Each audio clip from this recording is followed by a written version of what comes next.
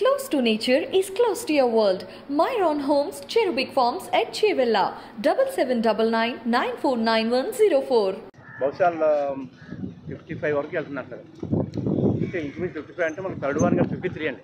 43 first warning అండి, 48 second warning, third 53 అండి. అలా 50 వచ్చించారు మనం సెకండ్ వార్నింగ్లో ఉంటాం. ఎందుకంటే మనకి థర్డ్ వార్నింగ్ కావాలంటే 17 lakhs రావాలండి.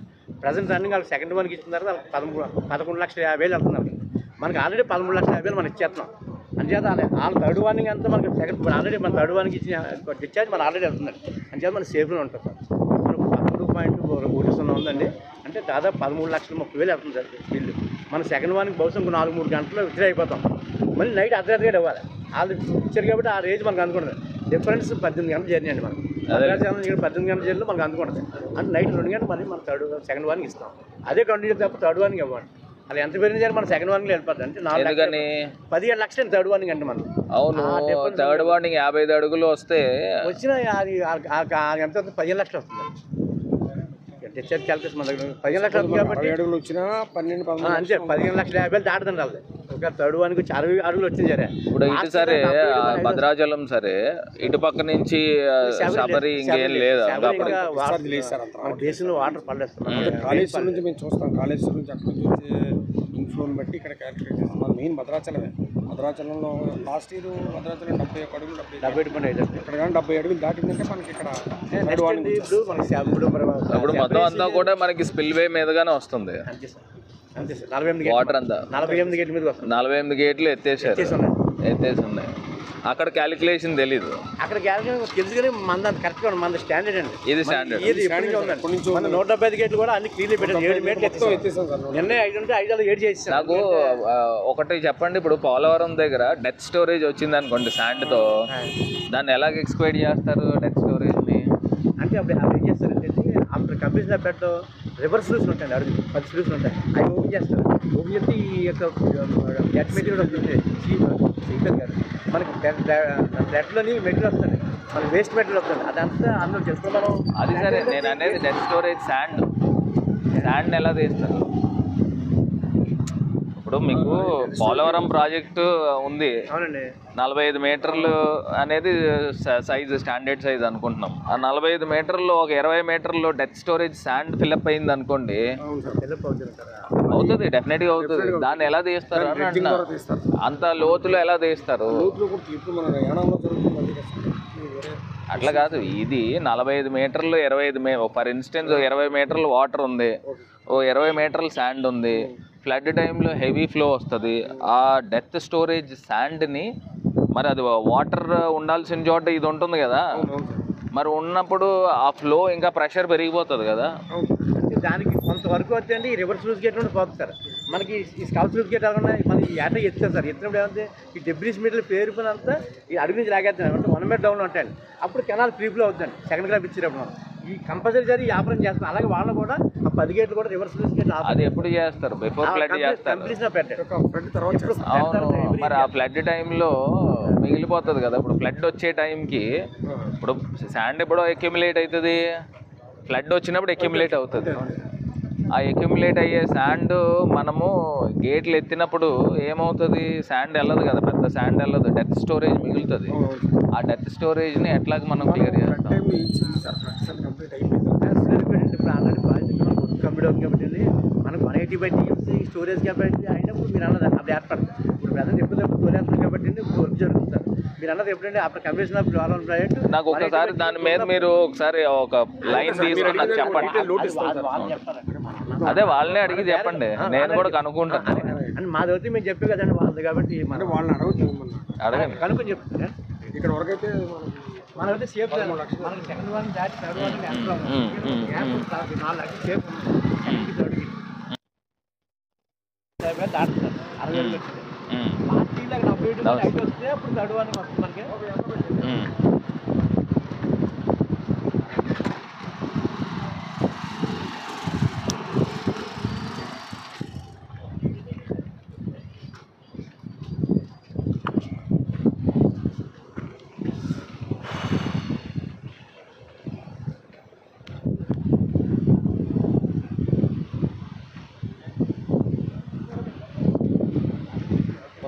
చూడండి అన్ని ఎక్కడెక్కడైతే వల్నరబుల్ పాయింట్స్ ఉన్నాయో అన్నీ కూడా శాండ్ బ్యాగ్స్ పెట్టారు సార్. ఇక్కడ కొంచెం అక్కడేమో వెస్ట్ గోదావరిలో ఇప్పుడు మన దగ్గర ఈ బ్యాక్ వాటర్ వస్తుందంట కదా, ఎట్లాగా బ్యాక్ వాటర్ వస్తుందంట కదా ఇక్కడ మన తుమ్మలావు దగ్గర అక్కడను? అది ఇక్కడ మన సిటీ సాయిబాబా గుడి ఉంది కదా సార్, అక్కడ గుడి దగ్గర లాస్ట్ టైం కూడా మనం పంపింగ్ చేసాం. మరి ఏం చేస్తారు ఇప్పుడు? ఇప్పుడు కూడా అదే చేయాలి సార్ మనకి, ఎందుకంటే ఈ వాటర్ లెవెల్ హై లెవెల్ వెళ్ళినప్పుడు అది బయటికి వెళ్ళదు. సో ఇదంతా బ్యాక్ వాటర్ వచ్చేసి కొన్ని కాలనీస్లో మాత్రం వాటర్ లాస్ట్ ఇయర్ కూడా మనం అలాగే పంపింగ్ చేసి తీసాం. ఇప్పుడు దానికి ఇప్పుడు మరి పెట్టారా, అద్దెకి తీసుకున్నారా? ఇప్పుడు ఇది కాకుండా అక్కడ ఆర్యాపురం దగ్గర కూడా సార్ మేము అవుట్ ఫాల్స్ అన్ని క్లోజ్ చేస్తాం. ఎందుకంటే ఈ వాటర్ కాకుండా కలెక్టర్ మేడం గారు నేను లెటర్ రాశాను సార్, 10 lakhs అన్నాడు. లాస్ట్ ఇయర్ ఇచ్చారు, అలా ఇమ్మని అడిగాము. ప్లస్ ఇక్కడ ఇప్పుడు అక్కడ ఆర్యాపురం దగ్గర ఎట్లాగా? ఆర్యాపురం దగ్గర అంతే సార్.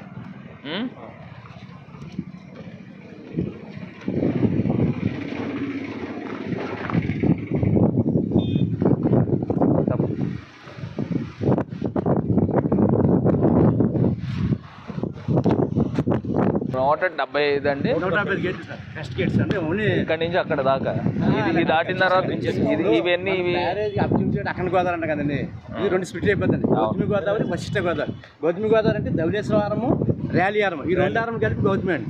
ఇది 70 గేట్లు, అది 43 అండి. 113 గేట్లు పచ్చేది ఓన్లీ గౌతమి అంటే యానం వెళ్తాయి. అటు వశిష్టం అండి, మద్దూరు అండి, విజయస్వారం అండి. అది 23 గేట్లు, 39 గేట్లు అంటే 62 గేట్లు. 62 అంతర్వేది, నర్సాపురం వెళ్తాయి. గోదావరి యానం వెళ్తాయి. కానీ గౌతమి వశిష్ట. అవును సార్, అదేలే. ఒకటి వెస్ట్ గోదావరి పాయికి వెళ్తుంది, ఒకటి ఈస్ట్ గోదావరి. అంతే సార్. ఈ గౌతమి కూడా ఎదురుకి వెళ్ళాక మురమల దగ్గర అమ్మని వృద్ధ గౌతమికి ఏర్పడతాయి. అలాగే తుల్యభాగ, కార్తీక అండ్ కౌశిక 4 ఆర్టికల్స్ పెట్టి అవుతుంది. అది వైనిజీ కింద పీ కింద మొత్తం సప్త గోదావరి అవుతుంది. అఖండ గోదావరి, సప్త గోదావరి అంటారా? అదండి 7 పాయల కింద మనకి ఇక్కడ వరకు అఖండ గోదావరి సార్. ఇది వశిష్ట గోదావరి ఎటు పక్క ఉంది? బొబ్బలంకి బొబ్బలంకి అవతలంతా వశిష్టే అండి. వశిష్ట గోదావరి కాదు, బొబ్బలంకి అవతలంతా గౌతమి అండి. ఈ 2 ఆర్ములు ఏమో వశిష్ట అండి, గౌతమి అండి. ఆ 2 మనకి అరౌండ్ 15.5 ఆ రేంజ్లో వచ్చే అవకాశం ఉన్నది సార్. మనకి ప్రెజెంట్ అయితే 13.4 రన్ అవుతుందండి. కొద్దిగా స్లో డౌన్ అయిన తర్వాత మళ్ళీ ఈవినింగ్ మళ్ళీ రేజ్ అవుతుంది సార్. ఏం చేద్దంటే భద్రాచలం ఆల్రెడీ రేజ్ స్టార్ట్ అయింది. అది ఎన్నాళ్ళు ఉంటుంది? ఇది మనకి మనకి వార్నింగ్ రన్ అవుతుంది సార్. రేపల్లా సార్ ఎన్ని రోజులండి? మనకి మళ్ళీ ఎల్లుండికి ఏమైనా అంటే ఇప్పుడు ఫర్దర్గా ఇంకేం రెయిన్స్ ఏమి లేకుండా ఉంటాయి సార్. ఎల్లుండి మార్నింగ్ కొద్దిగా మనకి రిలీఫ్ వస్తుంది. మరి తెలంగాణలో ఏమేమి ప్రాజెక్టులు అయితే? మనకి శ్రీరామ్ సాగర్ ఒకటి ఉంది సార్. శ్రీరామ్ సాగర్ నుంచి లక్ష్మీ బ్యారేజ్కి వదులుతారు సార్. లక్ష్మీ బ్యారేజ్ నుంచి మనకి కిందకు వస్తుంది సార్. అప్పుడు వాళ్ళు ఈ నైట్కి కానీ ఏమి వదలకాని ఉండి రెయిన్ అది ఇంకా హెవీగా లేకుండా ఉంటే సార్, మనం ఇప్పుడున్న డిశ్చార్జ్ మనం ఎల్లుండి మార్నింగ్ ఎల్లుండి మధ్యాహ్నం కల్లా రిలీఫ్ వచ్చే అవకాశం ఉంది సార్. మరి వాళ్ళు గేట్లు ఎత్తేస్తారు కదా, ఎత్తకుండా ఎందుకుంటారు? ఫుల్గా ఎత్తేస్తారు. ఇంకా రెయిన్ అంటే అక్కడి నుంచి కూడా మీరు తీసుకోండి. ఇప్పుడు కమింగ్ 2 days లో ప్రిడిక్షన్ ఏంటనేది ఒకసారి కమింగ్ 2 days కి సార్ నాకు అది ఒక పేపర్ ఇవ్వండి. ఏముందో తెలంగాణ నుంచి సార్, అంటే మనం డైలీ రీడింగ్స్ నోట్ చేస్తాం. శ్రీరామ్ సాగర్, ఇంకా ఎస్ఆర్ఎస్ శ్రీరామ్ సాగర్, లక్ష్మీ బ్యారేజ్ అండి. Lakshmi barrage, Saraswati barrage, Parvati barrage, 3 barrage అండి. ఎన్ని కలిపి కాళేశ్వరం 13 లక్షలు వెళ్తున్నాడు టోటల్. ఎన్ని కలిపి సాయిరామ్ మన ఇది సార్కి చూపిద్దాం సార్. కాళేశ్వరం ఇంకోటి ఏంది? కాలిపేరు నుంచి 24,000 వస్తుందంటే ఎంత? 24,000 సార్. ఇది సార్ మన మీద నుంచి వచ్చేది సార్. ఇది మన కాళేశ్వరం సార్. కాళేశ్వరం పైన మంచిర్యాల, శ్రీరామ్ సాగర్. మెయిన్ ఏంటంటే మనం ఈ శ్రీరామ్ సాగర్ నుంచి వదిలేదాన్ని ఇక్కడతో మనం ఈ డేటా అంతా మనం తీసుకుంటాం సార్. మనకి ఈ కాళేశ్వరం మనకి ఇక్కడికి వదిలేదానికి దాదాపుగా మన 36 hours పడుతుంది సార్ ఇక్కడ. అందువల్ల ఇక్కడ నుంచి మానిటర్ చేసి సరిపోతుంది. ఈ పై అన్నీ కూడా ఇంకా వాళ్ళు ఏదన్నా కానీ మనకి ఇక్కడ శ్రీరామ్ సాగర్, కాళేశ్వరం దగ్గర చెప్పేస్తారు సార్ మనం. అందువల్ల ఇక్కడ ఈ బేస్ కాళేశ్వరం దగ్గర నుంచి మనది ఎక్కడ మనకి ఇదిగోండి సార్, మన ఇది ధవళేశ్వరం సార్. ఇది పోలవరం సార్. మనకి కాళేశ్వరం నుంచి ఇక్కడ చూడండి సార్, ఇక్కడ 1000 ఏటూరు నాగరం ఒకటండి, కోనవరం, ఇది భద్రాచలం సార్. దుమ్ముగూడు సార్. పేరూరు ఒక స్టేషన్ సార్, భద్రాచలం స్టేషన్, మధ్యలో దుమ్ముగూడు ఉంటుంది సార్. ఇక్కడేమో ఇక్కడ నుంచి కూడా వాటర్ వస్తుందా? ఇంద్రావతి ఇది కూడా ఇది వచ్చేసి ఇక్కడేమో తాలిపేరు, మరి ఇది దుమ్ముగూడు దగ్గర మనకి కనెక్ట్ అవుతుంది సార్. ఇక్కడ ఉపరోధులు సార్ ఇవన్నీ కూడా ఇంద్రావతి తర్వాత ఇంద్రావతి ఎంత కలుస్తుంది మనకు ఇప్పుడు ఇంద్రావతి నుంచి దాదాపుగా ఒక 3 lakhs ఎంతో వస్తుందని చెప్పారు సార్ అక్కడ నుంచి. నెక్స్ట్ ఏంటంటే ఇక్కడ ఈ వైనగంగా వైన్గంగా ఇవన్నీ కూడా ప్రాణహిత బేసిన్ సార్. ఈ ప్రాణహిత కాళేశ్వరం ముందర ఉందా తర్వాత కాళేశ్వరం దగ్గర కలెక్ట్ అవుతుంది సార్. ఈ ప్రాణహిత వచ్చి కాళేశ్వరం బ్యారేజ్ తర్వాత ముందా మీదనండి, అంటే బ్యారేజ్ దగ్గర ప్రాణహిత వాటర్ వచ్చి బ్యారేజ్ మీద కలెక్ట్ అవుతుంది సార్. అక్కడ ఆగుతుంది అక్కడ నుంచి మనకు వదులుతారు సార్. అది సార్. కాకపోతే ఇంద్రావతి వచ్చేసరికి కింద మళ్ళీ మళ్ళీ దుమ్ముగూడెం పైన మళ్ళీ వదులుతారు సార్. మళ్ళీ ఇవన్నీ కలెక్ట్ అయిన తర్వాత అందుకే మన మెయిన్ ఏంటంటే సార్ ఇక్కడ ఇది శబరి బేసిన్ కింద భద్రాచలం కింద లేండి సార్. ఈ శబరి బేసిన్ 70,000 ఉంది సార్. ఇది పెద్ద ఇబ్బంది ఏం లేదు. ఏం చేద్దంటే కోనవరం అంటే ఇది ఈ కనెక్టింగ్ పాయింట్ సార్. ఈ కుంట కోనవరం కిన్నెరసాని ఏం లేదు సార్. ఇది చాలా ఇప్పుడు ఏం దీని నుంచి మనకి ఇంద్రావతి నుంచి ఒక 3 లక్షలు రావు. ఇంద్రావతి 3 లక్షలు వస్తుంది సార్. ప్రాణహిత నుంచి ఇక్కడ నుంచి ఒక 4 లక్షలు కలెక్ట్ అవుతుంది సార్. ఈ పైనుంచి వచ్చేది మొత్తం అంతా కూడా కాళేశ్వరం నుంచి ఇప్పుడు పైనుంచి వచ్చేది దాదాపు ఇప్పుడు 9-10 లక్షలు మార్నింగ్ ఉండేదండి, యాడ్ అయిపోతున్నాయి సార్. అందువల్ల అవన్నీ దగ్గరకు వస్తారు. మన మెయిన్ అదే సార్. మెయిన్ కాళేశ్వరం 2 days లో ఎంత ప్రెడిక్షన్ ఉంది మనకి? 2 days లో సార్ మనకి దాదాపుగా 15 ధవళేశ్వరం బరాజ్ దగ్గర ఇక్కడ ఎస్సీ గారు అదేవిధంగా ఇరిగేషన్ డిపార్ట్మెంట్ అధికారులు అందరూ కూడా రావడం జరిగింది. ఇక్కడ పూర్తిగా సమీక్ష చేస్తూ ఉన్నాము. ఏ రకంగా వాటర్ డిశ్చార్జ్ ఇక్కడ జరుగుతూ ఉంది. ఇక్కడ ప్రస్తుతానికి 13.5 లక్షల క్యూసెక్ వాటర్ డిశ్చార్జ్ అవుతూ ఉంది. సుమారుగా 11.1 మీటర్లు హైట్లో వెళ్తూ ఉంది వాటర్. అక్కడ మనకి ధవళేశ్వరం బరాజ్ దగ్గర ఇది సిట్యువేషన్. అక్కడ భద్రాచలం దగ్గరికి వచ్చేసరికి ఇప్పుడు రానున్న 36 గంటల్లో 3rd వార్నింగ్ కూడా 55 మీటర్ల దాకా వాటర్ లెవెల్ పెరుగుతుందని కూడా తెలియపరుస్తూ ఉన్నారు. అంటే మనకు అక్కడి నుంచి ఇప్పుడు 13.5 లక్షల క్యూసెక్ వాటర్ డిశ్చార్జ్ అవుతుంది. ఇంకా 36 గంటల్లో 15.5 లక్షలకి చేరే అవకాశం ఉంది. ఇది కాకుండా అటు తెలంగాణ దగ్గర కాళేశ్వరం ప్రాజెక్ట్ దగ్గర నుంచి కూడా ఏ రకంగా వాటర్ వస్తుంది, రానున్న 48 గంటల్లో ఏ రకంగా వస్తుంది అనేది కూడా పూర్తిగా మానిటరింగ్ చేస్తూ ఉన్నాము. ఎందుచేతంటే కాళేశ్వరం నుంచి భద్రాచలం రావడానికి 36 గంటలు పడుతుంది. అదే భద్రాచలం దగ్గర నుంచి ఇక్కడ ధవళేశ్వరం రావడానికి 18 గంటలు పడుతుంది. అంటే టోటల్ 36 గంటలు టైం పడుతుంది. కాబట్టి దీని పూర్తి స్థాయిలో ఇప్పుడు మనకి కంట్రోల్లోనే ఉంది.